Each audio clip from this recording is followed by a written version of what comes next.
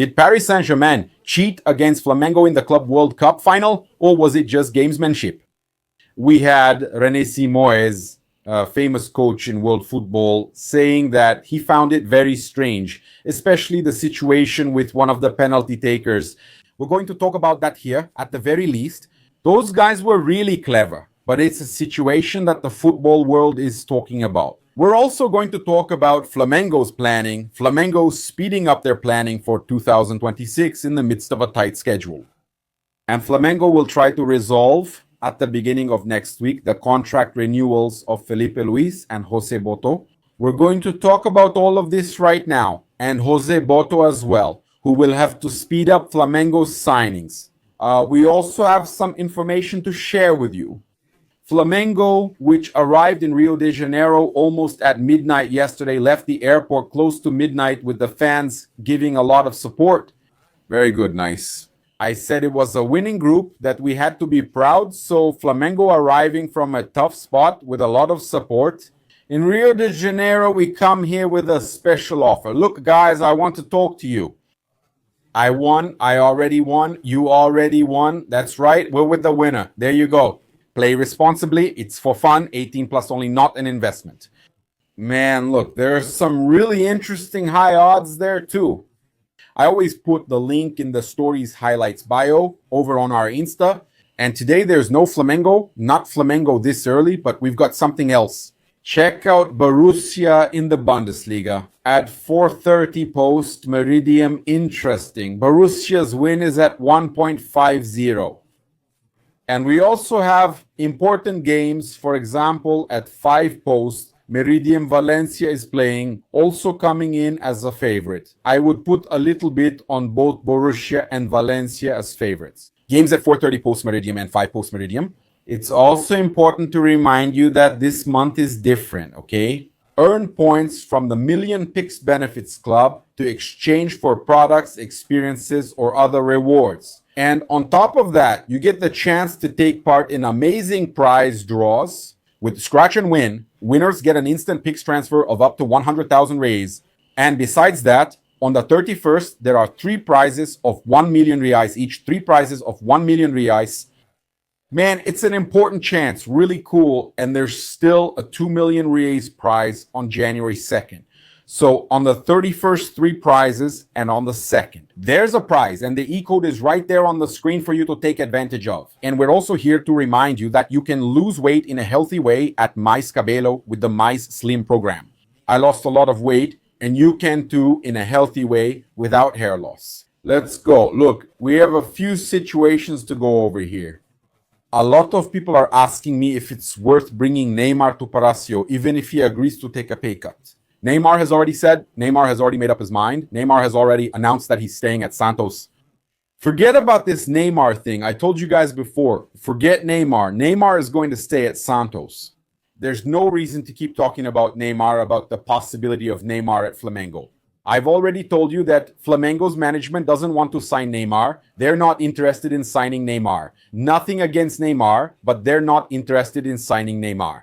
That's it. Subject closed. Even because it never even existed for Flamengo's management in their recent thoughts. It was back when Neymar was returning to Santos. It was even considered, but the management also vetoed that signing. Look at us. So let's start here by talking about Flamengo, wrapping up the 2025 season and already thinking about the 2026 planning. Okay? The team's return has not been made official yet, okay? But the expectation is that it will happen between January 7th and 8th, shortening the vacation period. And the preseason will be held at Ninho do Urubu, only at Ninho do Urubu. It won't happen in the United States anymore. There won't be that preseason in Florida, okay? The one that was supposed to happen was canceled. So January 7th or 8th is the return, slightly shortening the vacation. Preseason held at Ninho do Urubu after the board strongly ruled out the trip to the United States. Flamengo will start the Carioca Championship with the under-20 team, which has already started training this Wednesday. And after the first rounds, the main squad takes over. With a busy season featuring the Brasileirão, Libertadores, Copa do Brasil, Recopa Sudamericana, and Lanús, this final lineup is already set. We got it yesterday, brought it to you. It's already an international final, right? Flamengo needs it. Flamengo needs to win. The last time, Flamengo lost to Independiente del Valle after having beaten them. They lost 1 to them, right? They lost 3-0, then lost again on penalties. And it's really sad, right? To lose a final on penalties like that, guys. Really sad. So February 19th, first match in Argentina, and February 26th at Maracanã. Secure your spot with a package, including tickets, by joining Araudo's caravan. The info is always in the description, so contact them there. Recopa Sudamericana, Supercopa, Brasileirão, even Carioca, all with Araudo's caravan. So, Flamengo is giving the players an early vacation, and later Flamengo will find a way to make up for those vacation days for the players. At some point, maybe during the Federación Internacional de Football Association dates at the World Cup, there are some situations where Flamengo will try to make up for those vacation days for the players. Look, we had a leaked audio from Leila Pereira, which I'm going to bring to you right now. I just wanted to talk about 10 Flamengo players who haven't returned to Rio de Janeiro. You saw the arrival, and we had many players who didn't return. Okay? Yeah, Agustin Rossi, Bruno Henrique, everyone is already on vacation. Straight to Pedro, Alexandro, Danilo, Everton Cebolinha, Michael, Samuel Lino, Ayrton Lucas, and Everton Araujo. All these athletes are already on vacation, okay? Felipe Luis and Jose Boto also didn't return to the marvelous city. Jose Boto has a meeting scheduled for the beginning of the week, Monday or Tuesday, to talk with Jorge Mendes, who is the guy currently managing Felipe Luis. He will settle everything regarding Felipe Luis's contract renewal. BAP sends the contract and they sign it, already notifying the start of work in January. So Flamengo will have this meeting at the beginning of next week to finalize Felipe Luis's situation. Jose Boto will take, according to the information we have, 3 to 5 days off in Portugal and then start working on signings next week. Jose Boto has already signed his new contract with Flamengo and continues the signings, the contacts for signings that he had already started. So Flamengo already has everything mapped out and will start the signings next week, taking advantage of the fact that Jose Boto is in Europe. He's already in Europe. Flamengo will mainly look for Brazilian players, even those who play in Europe, and Flamengo is also looking for players in Brazilian football. So Flamengo will look for Brazilian players so they don't exceed the list of foreign athletes, since there's still a risk that this list could get smaller. The Brazilian Football Confederation is interested in this, so Flamengo will try to resolve these issues. That's it. There's a lot of talk about Allen possibly leaving, Michael leaving, Juninho being sold to Pumas from Mexico, other possible departures from Flamengo, players who haven't been used, and Gremio's interest in Everton, Araujo. There are a lot of things happening. Flamengo believes they're well covered in the defensive midfield position. In fact, this news was first reported by Pablo Rafael Rua, that Flamengo believes they're well covered in the defensive midfield position. That's it. Flamengo will focus on Nicolas de la Cruz's recovery so that he can have a season like Arrascaeta. In fact, he was the only one who scored the penalty goal in the final against Paris Saint-Germain. So Nico de la Cruz, Flamengo. I spoke with a source connected to the board and they said, no, we don't want to sell Nico. No, we don't want to sell. They're going to want to pay very little for a player we paid a lot for. I recommend it. You can. Nobody can. Man, I don't even need a diary. Someone else asks goodbye. Just sell De La Cruz. If a really interesting offer comes in, recover De La Cruz's physical condition so he can have a strong season. Flamengo believes in this recovery, just like they did with Arrascaeta and some other players, like Pedro himself, whom Flamengo recovered quickly. Flamengo is not going to sign a defensive midfielder. Tip, Flamengo can't succeed unless they sign a defensive midfielder. They can't get rid of Everton. Araujo is playing really well. Flamengo can't sell to Gremio since Gremio is interested in Everton Araujo and all. Flamengo can't sell Everton Araujo to Gremio, and they can't lose Cebolinha either. Now, Flamengo can in fact negotiate the players. Alan, who can't get a good run of games. Michael, who we really like, but who also isn't having a good run right now. Flamengo hasn't been using the foreign players there. Unfortunately, Vinha hasn't had any opportunities. I would still hold on a little longer because we don't know if Alexandre will keep playing soccer or if he's going to retire. And then you would have Vinha as an option. But Flamengo, you see, the main news is this. Flamengo has decided that they don't need players for the defensive midfield position. Flamengo doesn't need them, but then they can't sell. Like I said, Everton Araujo. So Flamengo still has the possibility of signing John Arias. And we even have some important information to share here because John Arias is a priority for Fluminense. Even though the newspaper O Globo reports that Flamengo doesn't want to sign Arias. I have a Flamengo executive talking to us here. I spoke with the executive who confirmed Flamengo made an offer and hasn't received a response. About Arias, Flamengo is interested in signing John Arias. It's a fact, but he has a priority with Fluminense. How does that work? If Flamengo bids, they'll reportedly offer about 18 million euros to Wolverhampton.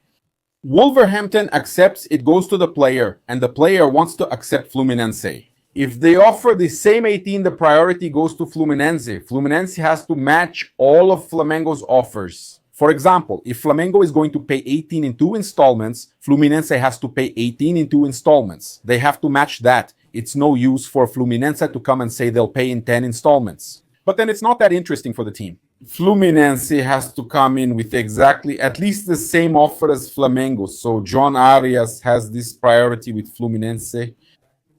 The player hasn't commented yet about a possible return to Brazilian football. We know he prefers to stay in Europe. So, Flamengo won't sign a defensive midfielder. Flamengo wants a center back, a goalkeeper, a center back, a goalkeeper. They won't sign a fullback. Flamengo wants another option there for the wings and Arrascaeta and everything. That would be Arias.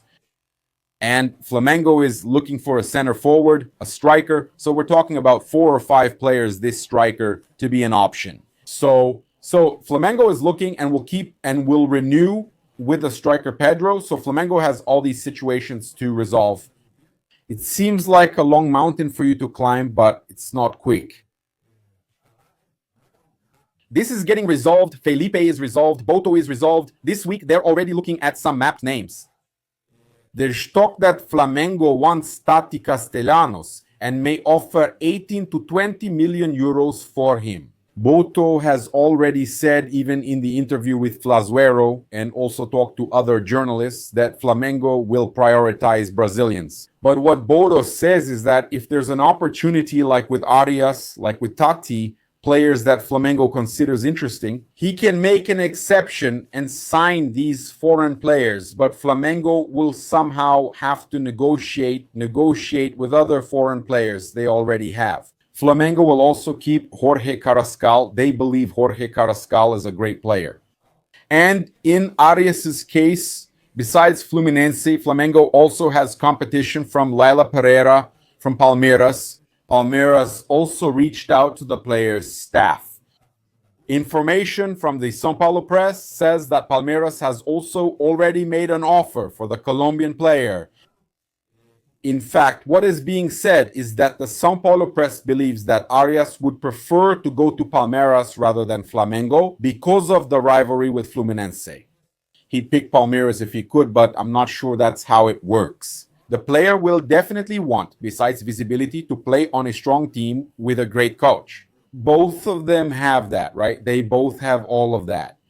But Flamengo, with a huge fan base, maybe the rivalry could play a role, but honestly, I believe Flamengo is coming in strong in this situation. Is that it?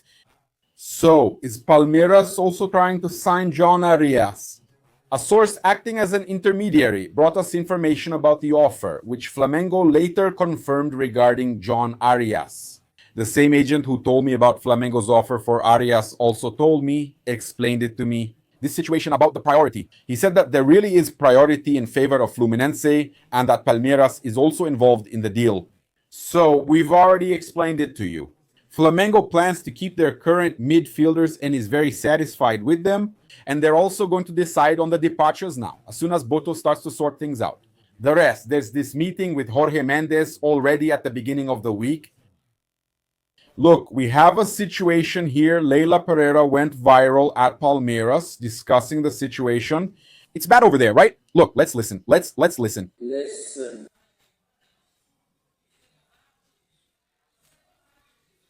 Listen. Let's listen.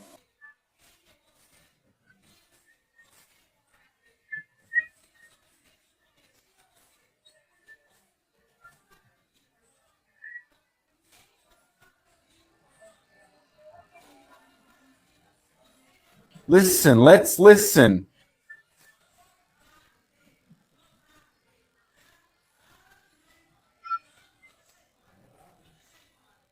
Listen.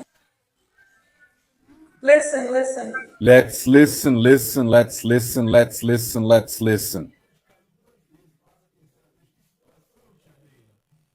And she, remembering when Palmeiras was relegated, when she wants to criticize the guys from the previous management, she says Palmeiras was relegated twice and so on, almost a third time. They know they were relegated.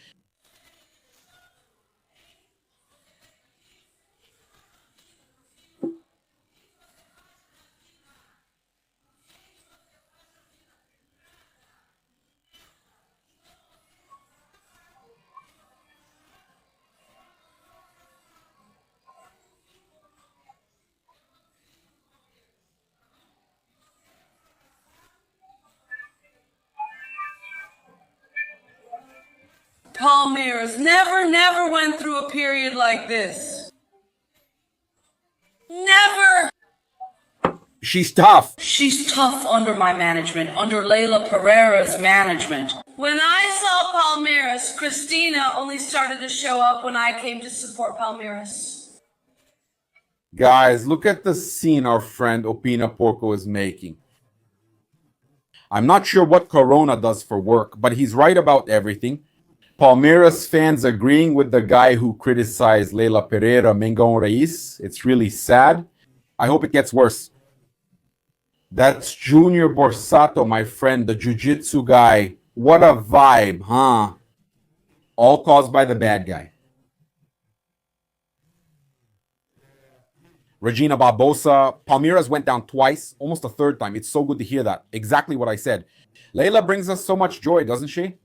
Hey, Opina Porco, aren't you going to mention Leila? She said that Palmeiras, reminding us that Palmeiras was relegated twice. What a shame. Huh, man? Is it just me, or is that Felipe Igor? Or is the São Paulo media just covering this up?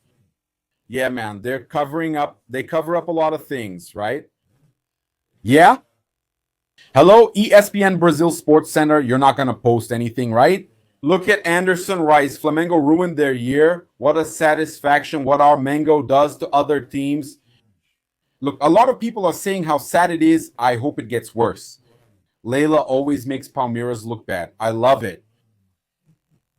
Leila made Palmeiras look like nothing. This is going to be my live headline. For you who are watching here, you joined in. Leila makes her own Palmeiras look like nothing. Amazing. And we have to talk about this situation here. Here with Safanova, it was clear that he had information about Flamengo's penalty takers, yeah, and there was one player in particular who had never taken a penalty for Flamengo. Saul? How did he have information if Saul took it differently from how he usually does? In Europe? Let's listen to René Simoes, coach of Jamaica, youth coach for Brazil, a famous coach in several clubs. Look, René Simoes is a guy with a lot of history. Let's listen to him here. A video of the Flamengo players' penalty kicks left me totally intrigued. Let's remember the penalty that Leo Pereira took in the Libertadores, right up there in the top corner. It became a meme. Look at Flamengo's penalty kicks, perfect in all of them.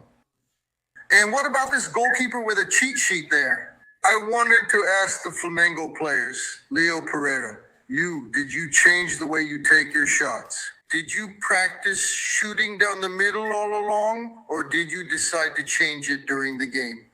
Congratulations to the goalkeeper, Pedro. You always shoot there. The goalkeeper even moved a little, but he was very assertive on the right side, on the left side. In the middle, he already went out knowing the shot would go there because of the notes. Where did he see Saul taking a penalty? Did they have that at Flamengo? Saul didn't take any penalties. Nico was the only one who scored, but he hit the ball in a strange way. He turns his foot to the side like this. Very strange. Because he saw that the goalkeeper was going where he was going to shoot. Yeah.